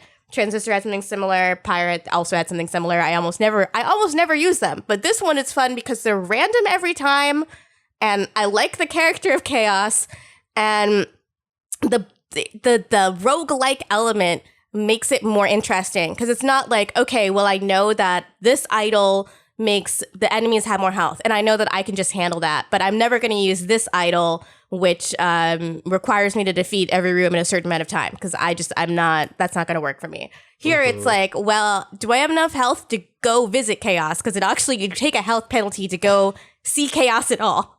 Do I have enough health to do that? And then once I am there, am I really going to risk what might be a successful run on something that could pay off later? It's a slightly different thought process, but man, it just whips. Every part of this game rocks. I'm excited I love this game so much. Everyone's so hot, and everyone is great, and the music is so good. It's just Supergiant has like a direct line into all the things I fuck with in my brain, and I don't know how they do it. Soon. I'm committing. I'm committing to waiting, and then I'm gonna go in, and I can't wait. So yeah, you're gonna have a lot of fun. You really are. I've been working on another thing in this game is that you are given keepsakes. You get nectar, which you can give to different characters in the game, and then they will give you a keepsake in return. And that does not just the characters that hang out in the House of Hades, where it's like the hub world, basically, you return to every time. You can give this to the gods also. And then you have a higher chance of getting rarer boons from them. And so I've started putting the moves on. So there's this like whole like visual novel aspect of it too, where like you get closer to them, the more nectar you give them, and then you get different dialogue options from them. They give you I got a keepsake from, so I've given nectar to Ares. Ares' whole thing is either makes like all your weapons stronger, or your attacks will inflict doom, or you hit them once, and then after a couple of seconds, they get hit again with more damage. Oh, so cool. That can just take things out in one shot if you are judicious with it. And then Artemis, which she just raises the crit rate on everything, which if you can stack that, like it just goes, it's absolutely nuts. And then I also like Aphrodite because she has all these abilities that cast weak on the surrounding enemies. She has one really great one where if you get damage, all the enemies around you will have weak on them, which just makes it easier to kill them. And then I also really like Athena, who is, most of her things are defensive. So when you take on a boon from Athena, it means that whatever thing you apply it to can also deflect attacks now. It's really handy when you have like the bow and arrow, and your regular attack will deflect attacks as well. So I've been trying to, you can see how you can start. Yeah, there's a lot. I'm like deliberately building before you go in, because if you wear the keepsakes from those characters, you are guaranteed to get your first encounter in that dungeon to be with that god. So you can go in and you can have Ares is he gives you a vial of blood. That's his keepsake. Ares' keepsake. And the first god you'll meet in the dungeon is Ares. So you know that you will have the Doom boon in some kind. And build around that instead of just it being completely random, or luck-based or whatever. Yeah, and Awesome. it's fucking so cool because you start to actually see the game now. You know, you think you see the game, but then they keep adding slowly, like at the exact right pace. Actually, this is the game. The game is going to be you fixing fate, essentially. And that's really interesting in the Right. context of this specific thing. Mhm. Yeah. Mhm. Because there's they bring up fate and prophecy all the time. There's a list of minor prophecies that are basically like quests you can do, and that'll give you rewards. So you need to prophesize that the son of Hades will get all the boons from Athena, you know. And Right, once you get all of the boons that are possible to get from Athena, you'll get like some kind of reward. Some extra boon And, because you know- you've proven you've succeeded at the prophecy, but the prophecy did not necessarily mention that you had to work your ass off to get all of Athena's boons Yeah. before you did it. It just, but yeah, Yeah. It's a sort of like interesting sort of meta commentary on the nature of fate, the idea of fate, whether things are deterministic, whether it actually matters if things are deterministic, if you are living through the entire experience anyway. And this is all going on in the background of an incredibly fast-paced, just like sometimes you play this game and it's just explosions. Just like on your screen, it's just that's explosions. what the gameplay I'm looking at looks like. So yeah, Yeah. The chaos is like the chaos is great when you get there, when you have like gotten leveled up enough that you know exactly how to murderize everything in the video game. And it's just sort of like 30 seconds in out each level, but just like the loudest noises possible. Mhm. I God, love it. Yeah. it sounds good. It's really, I can't wait to play more. Still no date on that final build, right? Yeah. Soon. Just soon. It should be soon. Okay. Cado, I know you have been itching to talk about Pokemon because you've been playing the new Pokemon DLC, right?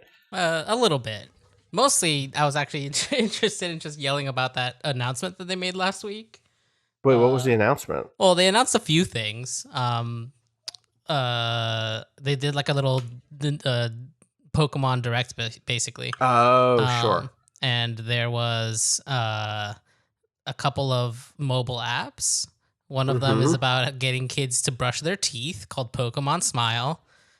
The second in the line of weird Pokemon games that are like about lifestyle things along with sleep. I don't know where that's going. That's weird. This second one though actually looked really fun. Was called what was it? Pokemon? Is it Cafe something? Cafe Mix. Oh yeah, that one looked really cute. Yeah, it has a really cute art style, and you're basically doing kind of connect. It's a weird. I don't understand what the puzzle is. Yeah, yet. I don't understand. It's a puzzle game, but yes, you're totally right. It's like you like connect them, but it looks like you can only connect them in certain circles. It's like a puzzle game where you connect different Pokemon heads, and apparently this is like mixing together drinks that you serve to Pokemon. And then also you like set up your cafe. So like that just looks like a very cute game. And it's like a stirring mechanic almost, which I get. Like that's clever. Yeah, but I also, I just don't get it. But also, it's very cute. Yes. The art is very cute. They made a few. I'm trying to remember the name of them, but they're definitely these kind of children's books that were made that use this illustration style. I've seen it before. Oh. It's so if you've ever seen one of those books, it's kind of this familiar Pokemon like illustrations. It's very good. I'm excited to make a cafe for Pokemon to drink at. And then the big thing that was announced. We're finally getting it. We're finally getting Pokemon Snap again. We are. Thank God. I'm so happy. Wow, Cado. Look, Cado, Pokemon I'm Snap. so happy for you. Pokemon Snap is such a good game. It's so fun. The original N64 one was one of the like most worn out cartridges I had for my N64. Fair. Being a Pokemon fan and also being interested in photography in general. And it looks it's very the trailer is very non-specific, kind of announcement trailer, but it looks neat. You've got all of the Pokemon. It feels like there's a real kind of density that the old one being on N64 maybe didn't have as much. Sure. So that's neat. Like it like really feels like you're like out in the environment. There's lots of things roaming around. But I'm excited to see more about that. It's fucking great that they're making another one. There's some great lighting in this. It's a short trailer. It's only like a minute long, but like there's some like really nice sunset lighting, and then there's like a moment where like a character. This is a Pichu. What is this? What's the electric mouse that's not Pikachu? No, what's the electric gliding mouse? Gliding squirrel. It's just the NES, I think. No, I forget the name of that one. It is the fake Pikachu from Gen Emolga 5, I think. Emolga, right? Flying like under the canopy of a jungle, and like the light is dappled behind them, and like it's great. Yeah, there's lots of great moments, and this it seems to be doing the same thing that the original Snap did, where there's a lot of like the point of it is kind of the blink and you miss them sort of style of like trying to capture that like, perfect moment and like setting up things that will make the Pokemon react in different ways to get those moments. And you know that part was always pretty fun, where like you would want to do multiple passes through an area because you're on rails and you can't actually control the speed of your like vehicle. So it's about like learning where things might happen, what you can do to trigger certain events, and all that is, you know. So you had like bait, or not bait, but like snacks. You could throw treats. Food and also pester, like and so like one of them was like supposed to annoy them. Yeah. And they'll do different things, or like sometimes you would use pester to like make a Pokemon move in a certain direction. If you couldn't lure them with food, you know, there's a whole. So we don't know exactly what of those mechanics are transferring over yet. Apart from they do show the food, but I didn't see any pester balls in there. But yeah, I mean, I'm curious if those will be back. That game was really fun and like a really chill time taking pictures of Pokemon that are like, you know, the reason that.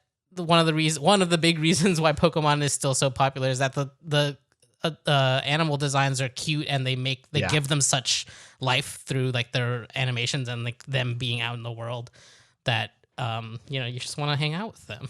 I just want to hang out with them and see them in their natural habitats, hanging out, just being doing themselves, just doing their thing. Watching a Pidgeotto swoop down and pick up a Magikarp, and like, oh yeah, you know, that happens. That's nature. Yeah, circle of life. That Magikarp's fucking dead. Yep. That Magikarp is about to be dead. It was alive. It is food. Now it is eaten. Now it's food. 100%. And the circle of life continues. Did you? So wait, have you spent any time with? Is it the Isle of Armor? Is that the newest one? Yeah, Isle of Armor is the one that just came out. I have not really. I like started at like the first half hour or whatever. Just like I had to finish. I was trying to finish up stuff from post game that I actually kind of fell off on, and so I just haven't spent as much time in Pokemon. But I'm excited to. You can now have a Pokemon follow you, which is always cute. Oh my God, but I haven't actually done it yet. Did you see? I did. My friend Sam, he had a slowpoke follow him. Yeah. And guess what, Cado? What? It's real fucking slow. Yeah. I love that it. shit. Oh yeah, just like when they decide to like really lean into like the personalities of Pokemon, it's always great. Yeah. I'm excited to dig in. I'm gonna dig into that a lot more this week. Also, there's another announcement happening Wednesday of some sort where they teased at the end of this one last week. They're just like, hey, watch out for the 24th. Like, we're gonna do another one of these, and like that one was 10 minutes. So who knows what's coming? There's more to come. So we'll probably talk about it on Friday. Yeah. Also, speaking of Nintendo stuff, today we got a new Smash character announced. Yeah. You want to talk about that? Arms. Arms is here. Arms. Min-Min, yes. So they added a new character, and they've continued to follow this trend, which I love, quite frankly, of like breaking their kind of standard move set. Most of the time, you've got a standard attack and a special attack buttons for most of the original fighters.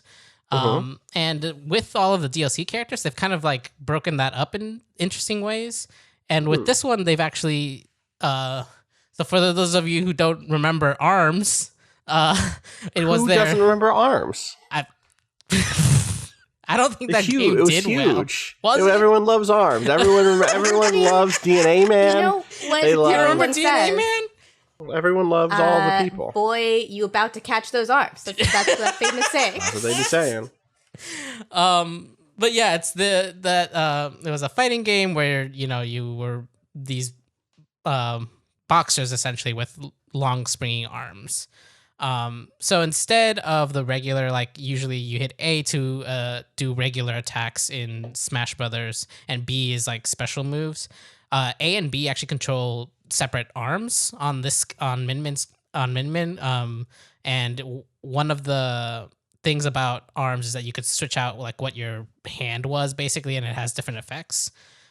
So they've got that kind of element where you can change what glove she's wearing on her right arm, and one of them's like extra fast and has like a little bit more coverage as far as angles, but doesn't do as much damage. One of them's like kind of a slower punch that is really, really heavy hitting, but it's very hard to hit. And the big thing about her basically is because arms is like they have these spring arms, like her punch can cover the length of the fucking like basically most of the like fields.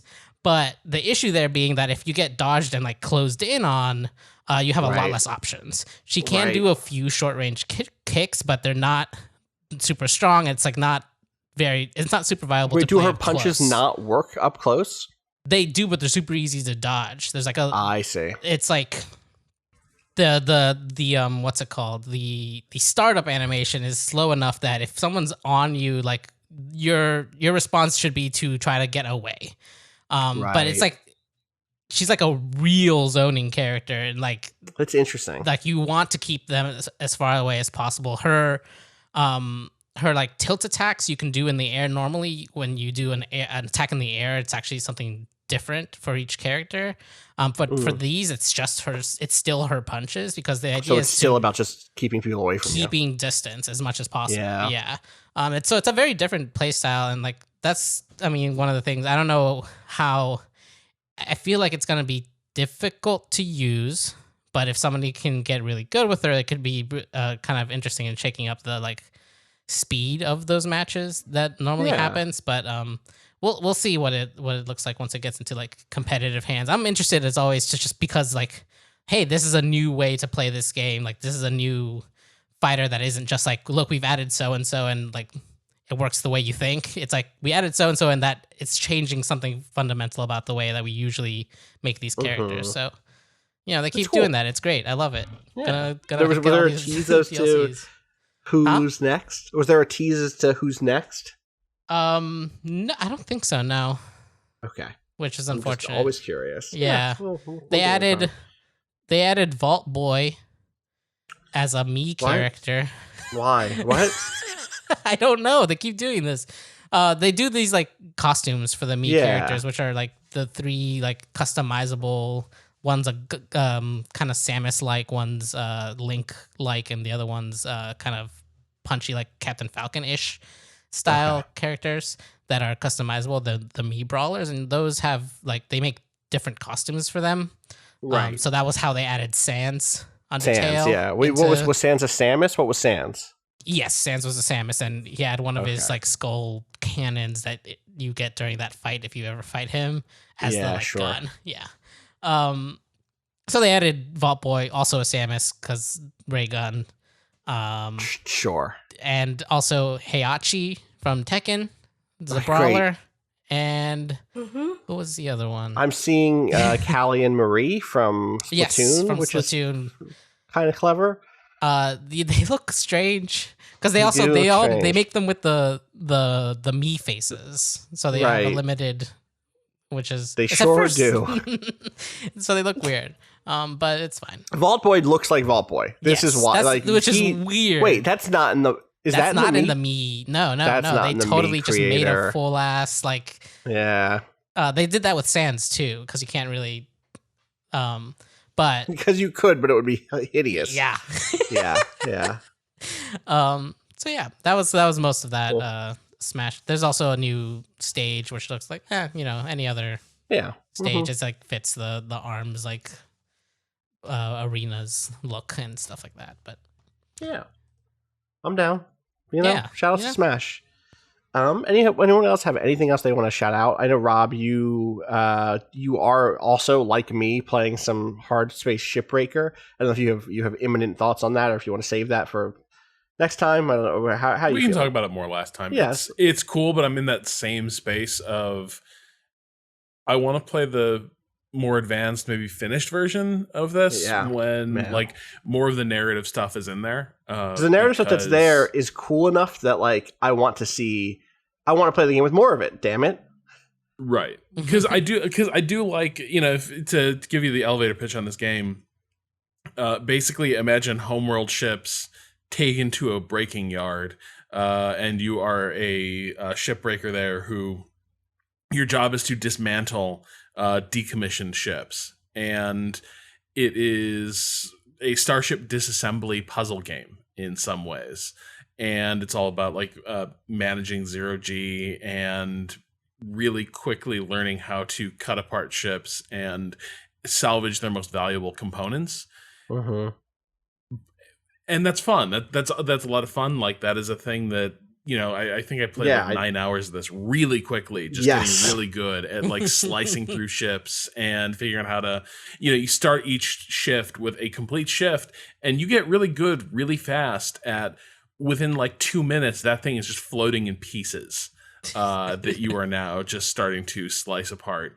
But as you get more challenging ships, more advanced ships, they do become a little bit trickier to disassemble, right? There's more hazards inside of them. They're also a bit better put together. And so things that used to have like really easy cut points where like, you cut in these two places and a panel falls off. Suddenly it turns into more of a game of like, okay, I actually have to cut a square through here using a laser cutter and then pull that aside very carefully and start dismantling the ship. All of that's really, really good, but the conceit of this is also that you are kind of in a sort of debt indenture situation to this Lynx company that is running the breaking yard, and the entire thing is very Duncan Jones Moon in some ways, like literally down to the fact that if you die on the job, the company charges you for the cost of your clone, and then you're back on shift, and it's clear that like there's going to be a lot of world building stuff happening. It seems like there's going to be a bit more narrative unpacked between shifts, but right now mostly what is there is, hey, why don't you cut up these ships? And that's a lot of fun, but I'm sort of in that place where I want to protect the final experience as well, where I want to enjoy that story and not be getting kind of frustrated because I've been through this ship progression so many times. Yeah, I think that's fair. And I think that at the same time, this is like, it's been such a great proof, test case, proof of concept that the ship breaking stuff just works. It's just so good to do that I'm happy to buy in with time when it's done, for sure, at this point. So yeah, we'll check back in with that maybe much further in the future then, once it's further developed. I think that's probably going to do it for us today. I'm beat and need to eat lunch and need to face a week in front of us, which is the worst part about finishing the podcast on a Monday. Is it's still a Monday and we still have the rest of Monday to do, and I think all of us probably have a lot of stuff on our plates. So where can people find you on the internet, Gita? You can find me at XOXO Gossip Gita. And good luck with the move. I know that's coming up very, very shortly now. Yes, thank you. I need a good luck and Godspeed. Yeah. Cado, how about you? Find me in the last city on Earth, getting ready for that big old egg to crack open. Rob, you missed some stuff. We went into... Don't worry. Traveling an egg now? Oh, Rob. Oh, Rob. Oh, Rob. Oh, my brother. We were waiting for that big old egg to hatch. Yeah. You get ready for this yolk. Cado roosting? We are no, Cado is not roosting. Nah. The darkness. The darkness is roosting, my friend. Guardian, you must stay here in the last city and move around once every hour and keep the traveler warm. You should. I'll send you some timestamps. Yeah. Rob, where can people find you on the internet? At Rob Zachney. Follow me at Austin_Walker. Follow all of us, twitter.com/Waypoint for all of the coverage of video games you need. That's probably not true. You probably need more than what we got, but like ours is pretty good. Come check it out. You know, I'm not gonna fucking false sell you. You know, you're not gonna get the latest on. There's probably not gonna be a story about the Smash trailer. If that's what you need in your drip feed, sorry, we don't got it for you. But we got is Cado on a podcast being excited about it. Yeah, that's better in my opinion. Anyway, You know, that's all I'm saying. I'm I'm with you on that. That's all, yeah. Shoutouts to Bowen for the track Miss You off the EP Pale Machine. Find out more about that at waypoint.zone/BOEN. We'll be back later this week with another episode. Send some questions in. I would love to do a question bucket episode soon, just because, not because it's like a dry spell, but I feel like answering some questions, some silly questions, some serious questions, a mix thereof. We get a lot of serious questions, so if you have a good, goofy question, send it to gaming@vice.com. Otherwise, I promise you, we have some deep dive stuff already. All right, until later this week, until Friday, I hope, as always, you continue to say, fuck capitalism, go home.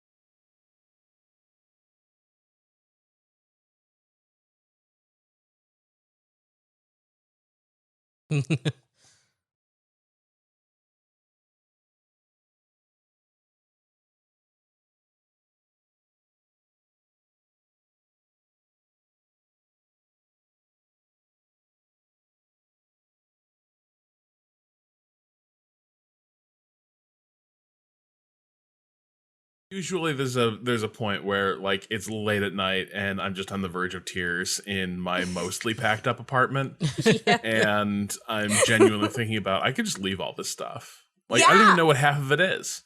That's gonna happen to me. Luckily, I did do this thing. I'm recording, by the way, just in case you wanted to use this Cado for post or pre-pon. I luckily got containers for like under the bed and like under the table, the little bedside table I have storage. So a lot of those weird knickknacks I have already are in some kind of container where I don't even have to think about That's it. I'm good. just like, this box goes in a box. It's done. But there's still all this like random shit. I have these two little like cloth boxes full of socks and underwear, and I don't really know what's in there. And I know I have to just spend like 2 hours going through every single thing and figuring out what it is. And that's the thing that's going to kill me. Yeah. Yeah. Packing. I don't When you like it. were how hot does that apartment get? It's ground level, so is it a little cooler, Oh my a little God. breezier? It's so much cooler. It's not Yeah. breezy. There's not a huge amount of windows, but we were there yesterday. We didn't have the AC on, and it was still just significantly cooler than both of our current apartments. Nice. Yeah, I'm really psyched about moving in. I got some patio. There was patio furniture on like deep discount at IKEA over the weekend, so I grabbed some of that right quick. And I'm excited to work for my backyard soon. That's going to be nice. Oh my god. I just want someone to knock Amazing. me out, and then I wake up in the new apartment. You know? Cado, Uh-huh.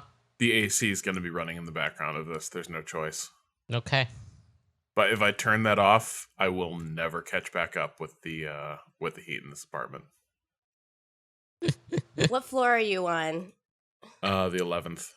Oh, yeah. No, you gotta have that on. You have no choice.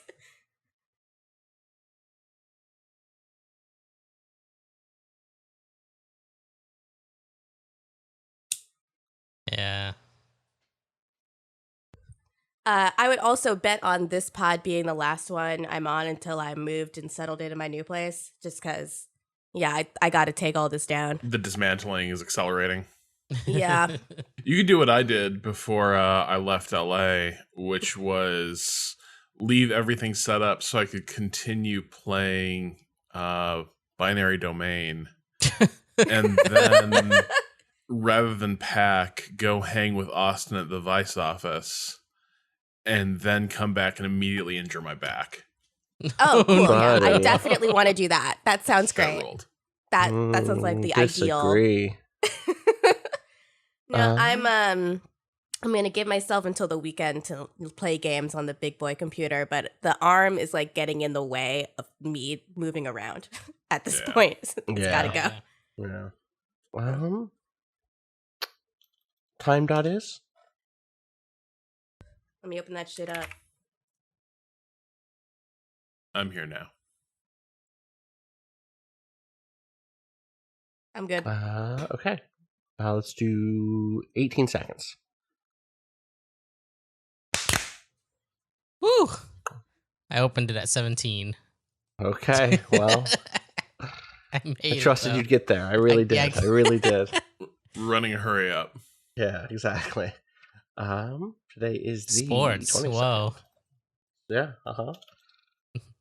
Those are still a thing, huh? Oh yeah, they're definitely going to be a thing. Everything's going to work out well. How many baseball players are already? How many baseball? They're supposed to be reporting the NBA thing. No, I was saying the baseball thing was that what, like, was it 11 people got tested positive during the spring camps? Yeah, I have no idea. I remember I heard something about like 20 Cowboys tested positive. So I don't know how any of this is going to work. I know you all mean the sounds- sports team, but I just imagined Cowboys, that just yeah. 20 Cowboys, man. It's like some Sad sort day. of Rough, buddy. kids book, like 20 Cowboys got. Yeah. That's 2 times 10. The NBA and the NBA Disney thing is just going to be a nightmare. It's the funniest version of BioShock I've ever heard.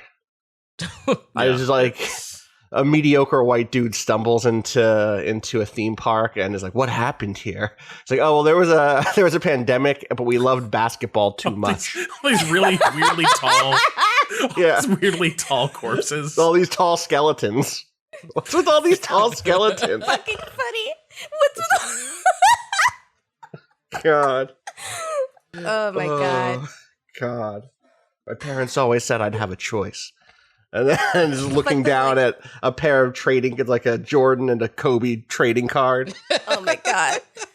All the environmental graffiti is just lines from NBA Jam, like warming up. Yeah, it's warming up.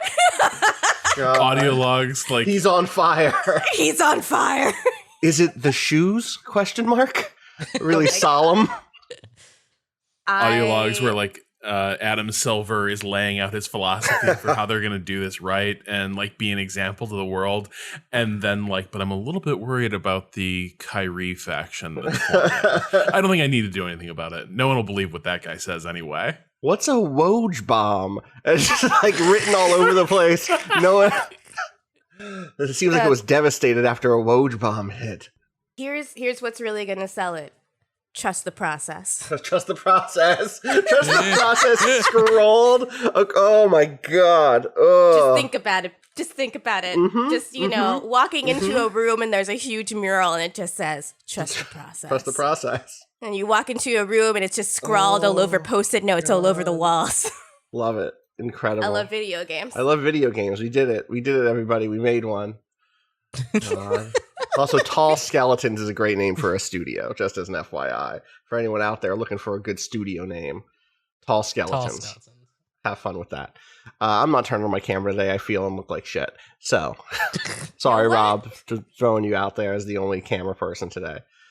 All right, I'm going to do an intro.